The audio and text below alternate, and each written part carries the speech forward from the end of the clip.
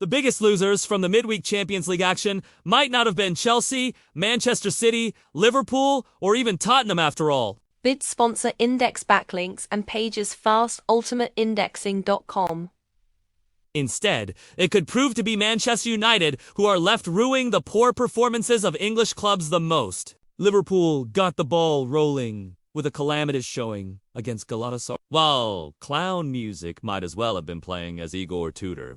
Tottenham stooped to new lows during their defeat to Atletico Madrid. Chelsea, in fairness, were much better money for the 5-2 defeat. They found themselves on the end of, while a defensive disaster class saw City ship 3 without return away to Real Madrid. Across 6 matches involving English teams, 0 mustered up a win of any kind. In the other games that didn't end up as defeats, Newcastle drew valiantly with Barcelona, while Arsenal huffed and puffed during a 1-1 draw with Bayer Leverkusen. Based on this week's showings, there is a very real chance that no English sides will be left in Europe's most premier competition by this time in 7 days. If that does prove to be the case, it would represent a nightmare scenario for United. That's because United would been relying on their Premier League rivals progressing far in the Champions League as insurance. Should they finish outside the immediate 4 qualification spots? England had been dominating the UEFA coefficient standings heading into the knockout stage, in no small part due to 9 clubs negotiating the league phase and qualifying for the last 16 in the Champions, Europa and Conference League.